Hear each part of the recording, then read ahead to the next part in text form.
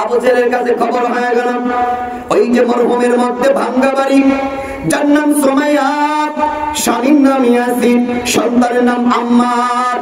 এই 18 বছরের যুবক, মা বেটা দুইজন কালেমা গ্রহণ করেছে, ইসলাম গ্রহণ করেছে। আবু জেহেল বলে ওই যে দেখা যায় সুমাইয়া রাস্তা দিয়ে যায়, বেটার মা যায় ধরে নিয়ে আসো। এবার যখন ধরে নিয়ে আসা বলো, ধরে আনার পরে আম্মারকে এক কাছে বাঁধছে, সুমাইয়াকে আর এক কাছের সঙ্গে যখন বাঁধছে, বাঁধার পরে 2 হাতটা পিছনের দিকে করেছে। আম্মারকে ডাক দিয়ে বলেন, আম্মা তুমি কি কালেমা ছাড়বা না, ঈমান কি ছাড়বা না? তোমার মা সুমাইয়াকে কিন্তু আমি শেষ করে দেব, এমন পরিস্থিতি করব তুমি খুব লজ্জা পাবে, তুমি বেঁচে থাকার চেয়ে মরে যাওয়া ভালো, এমন পরিস্থিতি করব, তুমি কি কালেমা ছাড়বা না? আম্মার বলে কালেমা ছাড়বো না। সুমাইয়াকে ডাক দিয়ে বলেন, সুমাইয়া রে, তুমি একজন গরিব মানুষ, তুমি একজন অসহায় মানুষ, কি দরকার মুহাম্মদের কালেমা পড়ার, তুমি কি কালেমা ছাড়বে না?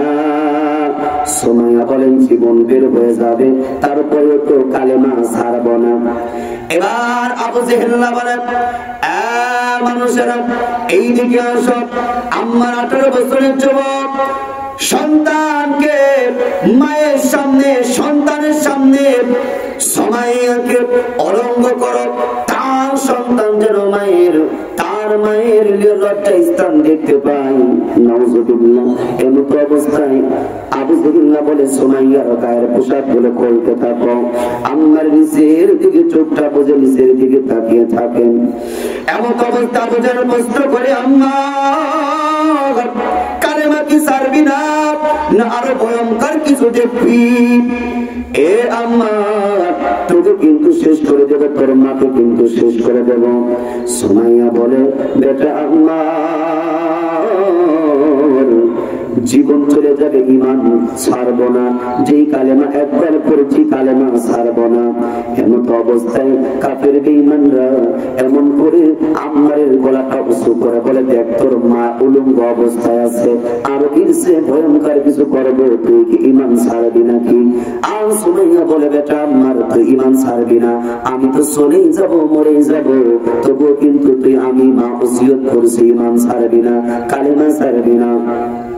আবু জেহেল বললেন নিয়ে সুমাইয়াকে আঘাত করা শুরু করলো, লজ্জা স্থানে আঘাত করছে। আর সুমাইয়া রবকে ডাক দিয়ে বলেন, আল্লাহ রব্বুল আলামিন, যেই কালেমার জন্য আজকে আমার জীবন দিতে হচ্ছে গো আল্লাহ। আর আল্লাহ তাআলা ফেরেশতাকে ডাক দিয়ে বলেন, ফেরেশতা, আমার এই সুমাইয়া কালেমার জন্য, ঈমানের জন্য জীবন দেয়, যাও যাও চলে যাও, আমি আল্লাহ জান্নাতখানা যেন সুমাইয়ার সামনে করে রাখো। এই পৃথিবীর জন্য প্রথম ঈমান দিয়েছে, প্রথম জীবন দিয়েছে, শহীদ হয়েছে সুমাইয়া রাদিয়াল্লাহু তাআলা আনহা। সুমাইয়া হাসতেছেন, জান্নাত দেখতেছেন, হাসতেছেন। বেঈমানেরা ডাকতে বলেন, সুমাইয়া কেন তুমি হাসো? তোমার শরীর থেকে রক্ত প্রবাহিত হয়, কখন যেন এখন যে তুমি মারা যাবে। সুমাইয়া বলেন, কাফের বেঈমান রে, আমি তো হাসতেছি, আমি মরার ভয়ে নয়, আমি তো কাঁদতেছি মরার ভয়ে নয়, আমি তো ওই জান্নাতকে দেখতে পাই, তোমরা আমাকে মেরে ফেলে দাও, আমি আমার আল্লাহর জান্নাত আমার চোখ দিয়ে, দুনিয়ার চোখ দিয়ে দেখতে পাই। কন্যা সুবহানাল্লাহ। মুসলমান ইমানদার মায়েরা, যে আপনাদের কথাগুলো অনেক ছিল আর এগোতে পারছি না। 1 নাম্বার জান্নাতি নারী, যার নাম হচ্ছে মা খাদিজাতুল কুবরা রাদিয়াল্লাহু তাআলা আনহা। ওই মা খাদিজার ব্যাপারে দুটো কথা বলে আমি আপনাদের জন্য আরো কিছু কথা বলবো, খবর নিয়ে দুটো কথা বলবো, লাস্টে কিছু আমলের কথা বলবো, একটু মনোযোগ দিয়ে শুনবেন। আল্লাহর নবীর প্রথম স্ত্রী আম্মা জান খাদিজাতুল কুবরা রাদিয়াল্লাহু তাআলা আনহা নামাজ পড়ে যখন যাই নামাজে বসে কান্না করেছে। নবী আমার আসর নামাজের পরে পরে করে দেখে খাদিজা কান্দে। নবী ডাক দিয়ে বলেন, খাদিজা কেন তুমি কান্না করো? খাদিজা ডাক দিয়া বলেন দয়ার নবী আমি কান্না করি চোখটা বুঝতে যেন অন্ধকার কবর দেখতে পাই ওই মাটির কবরের মধ্যে কেমন করে থাকবো কেমন করে ঘুমাবো যেই কবরের সাথে নেই বাতিল আলোর ব্যবস্থা নাই অগার স্বামী গো দয়ার নবীজি আমি খাদিজা আপনার কাছে তিনটা জিনিসের আবদার করবো গো আপনি দিবানি নবী বলে কি চাও বলো খাদিজা দিয়ে বলেন দয়ার নবী এক নম্বরে আপনি মারা গেলে আপনি আমাকে আপনি গায়ের জুব্বা দিয়ে আমার কাপড়ের কাপড় আপনি বানিয়ে দিবেন নবী ডাক দিয়ে বলেন খাদিজা কাঁদো না তুমি তো জান্নাতি নারী তুমি তো জান্নাতি নারী খাদিজা ডাক দিয়ে বলেন নবী গো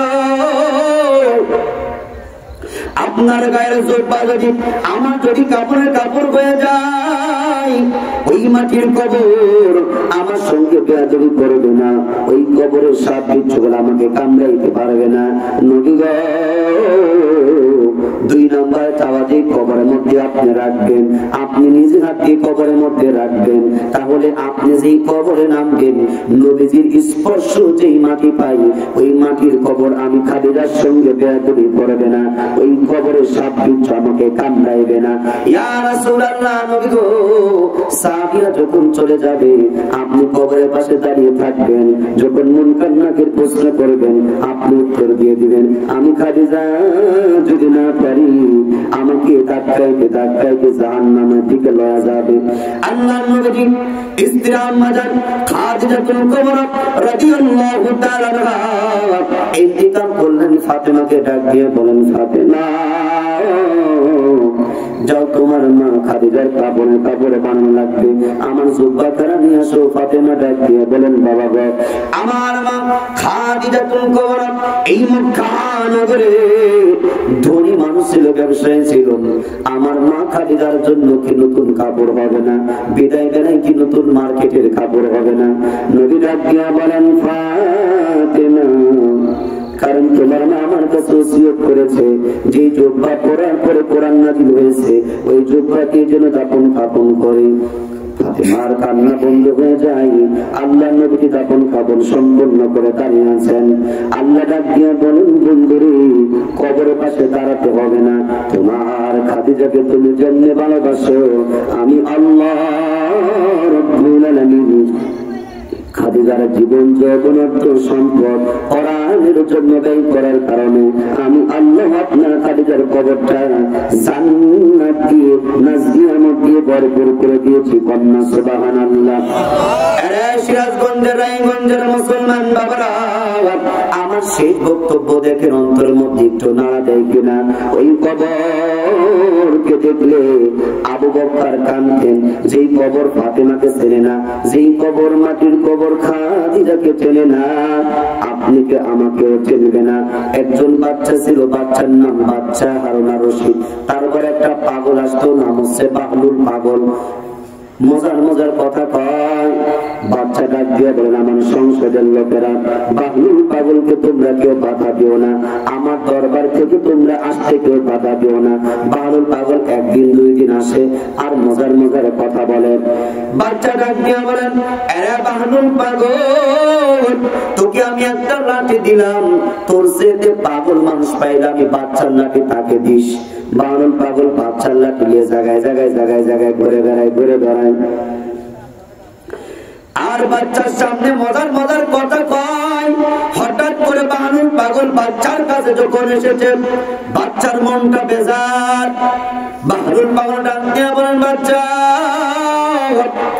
আজকে কি আপনি মজার কথা কইবেন না বাচ্চা ডাক দিয়ে বলেন না রে বাহলুল না বড্ড খারাপ বড্ড অসুস্থ আজ তোমার সঙ্গে আর কথা বলবো না বাহলুল পাগল ডাক দিয়ে বলেন বাচ্চা কি অসুস্থ হয়েছেন ওই আমার সাথে ফাইজলামি করো না দুষ্টামি করো না আমি বাচ্চা কখন যেন মারা যাব বাহলুল ডাক দিয়ে বলেন বাচ্চা মারা গেলে আবার কি হয় বাচ্চা ডাক দিয়ে বলেন বাহলুল রে তুমি তো আসলে আচ্ছা পাগল তুমি কি আমার কথা বোঝো না আমার ভাষা বোঝো না মারা গেলে কবরের মধ্যে মাটির নিচে রেখে আসে তুমি কি জানো না বাহলুল পাগল ডাক দিয়ে বলেন বাচ্চা আপনি যে মারা যাবেন, আপনাকে যে মাটির নিচে রাখবে, আপনাকে যে কবরের মধ্যে রাখবে, ও বাচ্চা, আপনি ওই মাটির কবরের মধ্যে কয়জন পুলিশ পাঠাইছেন, কয়জন আর্মি পাঠাইছেন, কয়জন আনসার বাহিনী পাঠাইছেন? আরে বাচ্চা, যেই দিক দিয়ে যাও সামনে পুলিশ থাকে, পিছনে পুলিশ থাকে, ডানে পুলিশ বামে পুলিশ, ক্ষমতার অভাব নাই। যাকে খুশি ফাঁসি দাও, যাকে খুশি জেলে দাও। এ বাচ্চা বল, কয়জনকে মাটির কবরে পুলিশ রেখে দিয়েছো? বাচ্চার আর জবাব হয় না, জবাব হয় না। বাবুল পাগল চিল্লা ডাক দিয়ে বলেন, বাচ্চা, আপনি যদি তার হাতে রান্না খান, আপনার জন্য তো 7টা বাবরচি আছে, সুন্দর রমণী, সৌন্দর্য মহিলা, পাক পবিত্র, ভদ্র, নম্র। এ বাচ্চা, আপনি যে মাটির কবরে যাবেন, ওই মাটির কবরে কয়জন বাবরচিকে পাঠাইলেন? বাচ্চার জবাব হয় না। বাহালুল পাগল ডাক দিয়া বলেন, বাচ্চা, আপনার লাঠিটা আপনি নিয়ে নেন। আমি বাহালুল পাগল বলে দিলাম, দুনিয়ার মধ্যে সবচেয়ে হতভাগা ওই ব্যক্তি যে কবরকে চিনতে পারেনি, সবচেয়ে কপাল করা ওই ব্যক্তি যেই ব্যক্তি মাটির কবরকে চিনতে পারে নাই। বছরিয়ার বাবারা, দক্ষিণ পাড়ার মায়েরা, ওই মাটির কবর এমন একটা জায়গা, আপনি কি আমাকেও যেতে হবে। এই সমাজের মধ্যে আপনার জায়গা আছে 3 বিঘে, 5 বিঘে, 10 বিঘা।